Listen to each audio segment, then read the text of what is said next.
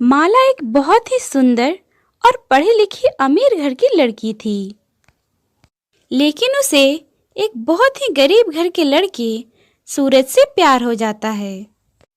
सूरज के गरीब होने के बाद भी माला सूरज से ही शादी करने का फैसला करती है और वह सूरज के पास जाकर उससे कहती है, देखो सूरज, मैं तुमसे बहुत प्यार करती हूँ और मैं शादी करूँगी तो सिर्फ तुमसे करूँगी, वरना मैं कभी शादी ही नहीं करूँगी। लेकिन माला, मैं तो एक गरीब घर का लड़का हूँ, क्या तुम मेरे घर में एडजस्ट कर पाओगी? तुम्हारे प्यार के लिए मैं सब एडजस्ट कर लूँगी सूरज।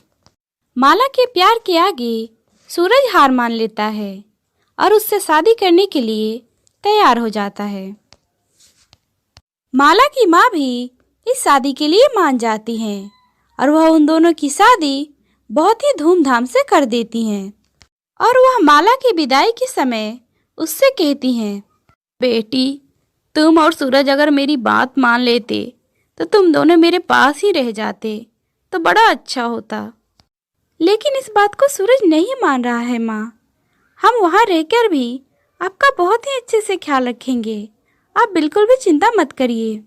जिसके बाद माला अपने मायके से विदा होकर अपने ससुराल आती है, लेकिन यहाँ आकर वह देखती है कि उसका ससुराल तो एक झोपड़ी से ज्यादा कुछ नहीं है। यह सब कुछ देखकर माला सूरज से कहती है, सूरज, ये घर है या झोपड़ी? यार, ऐसी जगह पर कैसे रह पाते हो तुम? जैसे अब तुम यहाँ पर रहोगी, मेरा मतलब है अब तुम्हें भी यहाँ हमारे साथ ऐसे ही रहना पड़ेगा। जब तुम इस घर में रहने लगोगी ना, तब खुद ही समझ जाओगी। सूरज इतना कह ही रहा होता है कि तभी उसकी माँ शारदा देवी उसके पास आती हैं। बेटी, भले ही तुझे इस झोपड़ी में ठाट बाट ना मिले, लेकिन प्यार वो महलों से भी ज्यादा मिलेगा। सच माँ जी? तो फिर तो मुझे चिंता करने की कोई ज़रूरत ही नहीं है। मैं आज से ही आप दोनों की तरह रहना शुरू कर दूंगी। उस दिन के बाद सचमुच माला सब कुछ भुलाकर अपने गरीब पति और अपने सास की तरह रहना शुरू कर देती है और वह घर का सारा काम खुद से ही करना शुरू कर देती है। वह चूल्हे पर खाना पकाना सीख लेती है और हाथों से कपड़े धोना और कपड़ों को इस्त्री भी करना, और वह घर की साफ सफाई भी खुद ही करती है। एक दिन माला चूल्हा जला रही होती है, लेकिन चूल्हा उसे जल ही नहीं पा रहा था, जिसके कारण वह दुखी होकर कहती है, ओह, चारों तरफ धुआं ही धुआं है और ये लकड़ियां जल भी नहीं पा रही हैं। पता नहीं आज खाना बन भी पाएगा या नहीं। माला को इतना परेशान देखकर उसकी सास उसके पास आती हैं और उसे कहती हैं, तू परेशान मत हो बहू, कल से तुझे चूल्हा नहीं जलाना पड़ेगा। मैं तेरे लिए गैस चूल्हा खरीद दूंगी। लेकिन गैस चूल्हे के लिए इतना पैसा कहाँ से आएगा माँ जी? तू चिंता ना कर बहू, मैंने बहुत दिनों से थोड़े थोड़े पैसे जोड़कर रखे हैं। अगली सुबह माला की सास उसके लिए गैस चूल्हा खरीद कर लाती हैं, जिसके कारण माला को लकड़ी के चूल्हे से निजात मिल गया। अब उसे गैस के चूल्हे पर खाना बनाने में कोई भी परेशानी नहीं हो रही थी। लेकिन घर में गैस चूल्हे को देखकर सूरज अपनी माँ से कहता है, माँ, तुम्हारे पास इतने पैसे कहाँ से आए कि तुमने गैस चूल्हा खरीद दिया? अरे आए कहाँ से बेटा, मैंने उम्र भर जोड़ के रखे थे, ये वही पैसे हैं। मैंने सोचा कि बहू को इस गरीब झोपड़ी में थोड़े से तो सुविधे मिले, इसीलिए मैंने थोड़ा पैसा खर्च कर दिया। इतना कहकर शारदा देवी वहाँ से चली जाती हैं। फिर अगले दिन शारदा देवी देखती हैं कि माला हाथों से कपड़े धो रही है और वो कपड़े धोने में बहुत ही परेशान है। तब वह उसके लिए शहर से वॉशिंग मशीन खरीद कर लाती हैं। अपनी सास को वॉशिंग मशीन लाता देख माला उनसे कहती है, अरे, इस वॉशिंग मशीन की क्या ज़रूरत थी माँ जी? अरे ज़रूरत थी तभी तो मैं लेकर आई हूँ। मुझे तुझे हाथों से कपड़े धोता हुआ देख बिल्कुल भी अच्छा नहीं लगा बेटी। ऐसे ही समय बीतता है और गर्मी का मौसम आता है। जिसमें बहुत ही भयंकर गर्मी पड़ने लगती है। इतनी भयंकर गर्मी होने के कारण माला को मटके का पानी बिल्कुल भी अच्छा नहीं लग रहा था और वह फ्रिज का पानी पीने के लिए बेचैन हो रही थी। कितनी ज़्यादा गर्मी है, मुझसे तो ये मटके का पानी पिया नहीं जा रहा। अगर कितना अच्छा होता अगर हमारे घर भी फ्रिज होता। बहू, तो चिंता मत कर बेटी, मैं आज ही तेरे लिए शहर से फ्रिज खरीद कर ला देती हूँ।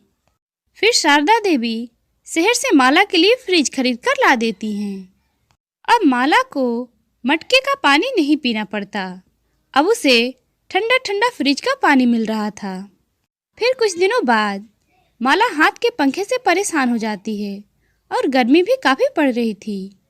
यह सब देखकर उसकी सास शारदा देवी घर में उसके लिए एसी लगवा देती हैं, जिसके बाद माला को अपनी सास पर संदेह हो जाता है। फिर वह सोचती है, माँ जी रहती तो झोंपड़ी में है, लेकिन पैसे महल वालों की तरह खर्च कर रही हैं। आखिर ये इतना पैसा इनके पास आता कहाँ से है। फिर कुछ दिनों बाद झोंपड़ी में धीरे धीरे महलों जैसे सारे सुख सुविधाएं आ जाती हैं। माला झोंपड़ी में रहने के बाद भी महलों सा जीवन जीने लगती है। फिर एक दिन माला से मिलने उसकी सहेली कोमल आती है। क्या हाल है माला, तुम अपने इस गरीब ससुराल में खुश तो हो ना? यार मैं बहुत खुश हूँ। कहने को तो मेरा ससुराल झोंपड़ी वाला है, लेकिन इसमें सुख सुविधाएं महलों से भी अच्छे हैं। यह सुनकर कोमल मुंह बनाते हुए माला से कहती है, हाँ, ये महलों जैसा ठाट बाट ना तुम्हारे माँ के पैसों से ही है। क्या तुम जानती भी हो, तुम्हारी ये लालची सास तुम्हारे नाम पर उनसे खूब पैसा ऐंठ कर लाती हैं। तुम होश में तो हो ना कोमल, तुम ये क्या कह रही हो? ठीक ही तो कह रही हूँ, तेरी सास तेरा फायदा उठाकर अपनी गरीबी दूर करने में लगी हुई है। यह सब सुनकर माला बहुत ही दुखी हो जाती है और वह अपने सास के पास जाकर उनसे कहती है, माँ जी, आपने ऐसा क्यों किया? आपको मेरी माँ से पैसे मांगने की क्या ज़रूरत पड़ गई? उनके पैसे से ये सारी चीज़ें मैं भी खरीद सकती थी। माँ, आखिर तुम इतनी लालची कैसे हो गई? तुम्हें माँ जी से पैसे मांगने की क्या ज़रूरत थी? बेटा, मैंने कोई लालच नहीं किया था। ये सब करने के लिए मुझे माला के माँ ने ही मजबूर किया था। एक दिन माला की माँ ने मुझे बुलाया था और कहने लगी, अरे बहन जी, मेरी बातों का बुरा मत मानना, लेकिन मेरी बेटी को ऐसो आराम में रहने की आदत है। इसलिए मैं चाहती हूँ कि आप मेरे पैसों से मेरी बेटी को ज़रूरत की सामानें खरीद कर दे दें, तो आपकी बड़ी मेहरबानी होगी। लेकिन आप उससे इस बारे में कुछ भी मत बताना। माँ जी, मैंने आपसे कब कहा था कि आप मेरे लिए ये सब चीज़ें खरीद कर ला दो? माँ ने जब सूरज से घर जमाई बनने के लिए कहा था, तब तो इन्होंने मना कर दिया। फिर ये लालच क्यों? क्या मैंने आपकी गरीबी को कुछ कहा? क्या आपसे मैंने कभी कुछ मांगा है? बताइए। माला, तुम ये कैसी बातें कर रही हो? क्या माँ ने जो बताया वो झूठ है? हाँ, माँ जी जो कह रही हैं वो झूठ है। अब आप मेरे साथ चलिए, आज से हम दोनों अपने माँ के घर रहेंगे। नहीं, मैं अपनी माँ को छोड़कर नहीं जा सकता। अगर तुम्हें जाना है तो तुम जा सकती हो। तो फिर ठीक है, मैं तो चली अपने माँ के घर। माँ जी, ये TV, cooler, fridge, AC, washing machine सब आपको मुबारक हो। मुझे नहीं पता था कि आपके ये संस्कार सिर्फ दिखावे के लिए हैं। मैं अब जा रही हूँ अपनी माँ के घर। इतना कहकर माला अपने माँ के घर चली जाती है। माला को देखकर उसकी माँ बहुत खुश होती है। वह खुशी से फूले नहीं समाती और वह माला से कहती है, बेटी, तू आ गई। मुझे तो पहले से ही पता था, लेकिन तू ही नादान थी। ये गरीब लोग अमीरों से सिर्फ पैसे ऐंठने के लिए रिश्ता बनाते हैं। अब तो तुमने सब कुछ अपनी आंखों से देख लिया ना। माँ, मुझे माफ़ कर दो, मुझसे बहुत बड़ी गलती हो गई। सूरज का घर छोड़ने के बाद माला हरदम खोई खोई सी रहने लगती है। उसका अब प्यार पर से विश्वास उठ गया था। ना ही वो कभी ढंग से खाना खा पाती है और ना ही चैन से रह पाती है। यह सब देखकर माला की माँ उससे कहती है, बेटी ये सब क्या है?